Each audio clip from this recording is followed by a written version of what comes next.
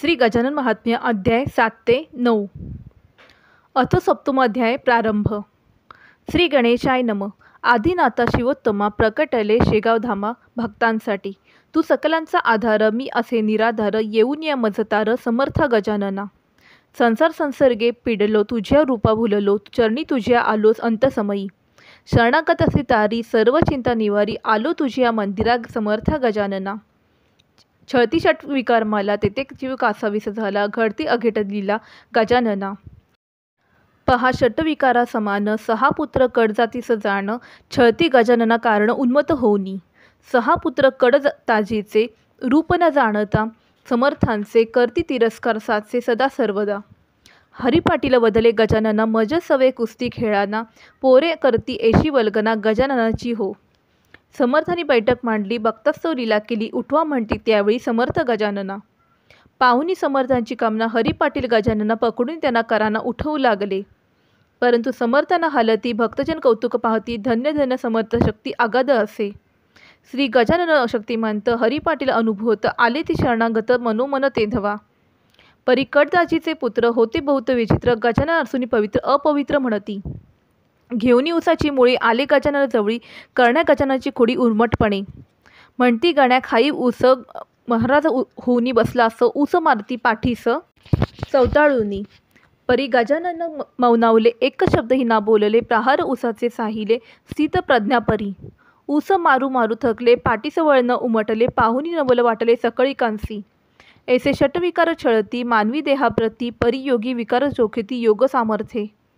हे सांगावया भक्तांची, घडवली घटना ऐसी, नैमित्तिक हे ज्ञान देण्यासी घडविले असे। सहा पुत्र शिणले मारुणी, लीला दाविती मुनी, उसाचा रस काढूनी पाजती दया।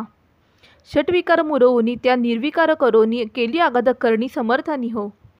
भक्त देण्या नानामृत, श्री गजानन लीला करीत, कृती घडोनी बोध देत भक्ता कारणे। खंडूंचीचे जाणूनी मानस, दिले तया पुत्रास, पालटविले विधी लिखाच समर्थानी हो। कुकाजीस शांतविले, वृद्धापकाळी सुखविले, रक्षण भक्तांचे केले संकटातुनी। इति श्री गजानन पारायण षटविकार सहा पुत्रा समान, शांतविले श्री गजाननान। सप्तमोध्याय गोडहा। अथ अष्टमोध्याय प्रारंभ। श्री गणेशाय नम। नमो श्री सरस्वते, प्रतिभा शक्तिदाते, कविजनांच्या देवते, आदिशक्ती नम। पृथ्वी जन्मापासून सत्य असत्य शक्ती दोन, देवदानवत भांडण नित्य चालत असे। तैसीशी शेगावा प्रत, पाटील देशमुख वाद होत, आरोप पाटलावरती येत, अकारण ते धवा। निंदनीय देशवृत्ती, जीव आपत्सत भांडती, बोध देणा संत अवरती सदा सर्वदा। आरोप येता अंगावरी, पाटील समर्थ शरणावरी, करुणा भाकती साचारी शरण येऊनी। पाहुनी भक्त मानस, अभय देऊनी तयास, करीती संरक्षणस त्या समयासी। श्री गजानन कृपेखास, झाले पाटील निर्दोष, जागीच मुरविला द्वेष, समर्थानी ते धवा। संत कृपाच्या पाटी, त्यांना पादेक वक्रदृष्टी, रक्षण करी जग जेटी, भक्तांचे आपुल्या। खंडू पाटलाशी प्रसाद, देती गजानन दयाब्द, पालटविती प्रारब्ध संत कृपेने हो। खंडू पाटील गजानना, आग्रही नीती सदरा, जेथे घडले गर्व हरणा ब्राह्मणाचे त्या। ब्राह्मण करती वेद घोष, दाविण्या पांडित्य विशेष, परी गजानन मंत्र दोष काढती ते देवा। वेदमंत्राचे शुद्ध उच्चारण केले स्वमुखे गजानन, त्याने झाले गर्व हरण ब्राह्मणाचे त्या। पुढे शिवमंदिर आले, माळ्यात आसन मांडिले, तेथे गोसावी पातले ढोंगी बहु। कीर्ती गजानाची ऐकून त्यांची कसोटी घेण्याकारणी, त्या ब्रह्मगिरीस गोसावी जाणी घमेंडी बहु। गोसावी माळ्यात येऊनी, अतिथी देवो भव म्हणून सेवा कराव्या कथोनी, ज्ञान सांगती बहु। तुम्ही पोचला हा नंगाव, जोन जाणी सत्संगा, करून या नव्या ढोंगा बोलवली तुम्हा। आम्हीच खरे संत, ज्ञान सांगू वेदांत, आम्हा म्हणती महंत सगळीकडे। चिरापुरीचे भोजन, सेवा करा नम्रतेने, करावे वेदोक्त पूजन आसन मांडूनी। आलेल्या अतिथीचा मान, पाटलांनी केला दिन तीन, चौथी दिवशी भाकर चून वाढले ते त्यांना। गोसाव्यांना राग आला, ओरडूनी गलबला केला, अपमान समर्थांचा केला गोसाव्यांनी त्या। समर्थ काहीच न बोलले, नैन छिंदती दावण्या बहले, ब्रह्मगिरीशी खुणावले समर्थानी ते दवा। चिलमेतील ठिणगी लाल, पलंगावरी पेटवती जाळ, विझवून त्या दावी बळ, समर्थ बोलले। नैन दहती पावक, करी खरा मंत्र एक, ब्रह्मगिरीशी म्हणती लोक खवळूनी। पलंग धडाधडा पेटला, ब्रह्मगिरी घाबरला, म्हणे ही अद्भुत लीला समर्थाची असे। पोपटपंची आपली गजाननने ओळखली, ब्रह्मगिरीचा मान खाली लज्जेने झालीसे। ब्रह्मगिरीचे गर्व हरण केले समर्थ शक्तीने, गोसावी आले शरण समर्थांच्या। इति श्री गजानन पारायण ब्रह्मगिरी गर्वहरण दास फुला करतो लेखन अष्टमोध्याय गोडहा. अथ नवमोध्याय प्रारंभ. श्री गणेशाय नमो. नमो आदिनारायणा आदिरूपात चैतन्य घना सगुण नमोस्तुते. निराकारातून साकार दयाभक्तीचे आधार अनन्य रूपे प्रकटला ईश्वर सगुण रूपे.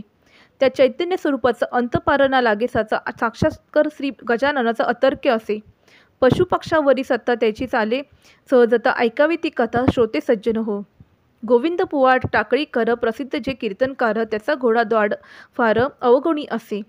दोर तोडी थडा थट चाली न सरळ वाट पळत सुटे सुटसाट लत्ता प्रहार करी. टाकळीकर वैतागले मनी खूप धासवले चिंता घोड्याची करू लागले रात्रंदिवस. श्री टाकळीकर सज्जन हरिभक्त परायण त्यांची चिंता निवारण गजानन करीती.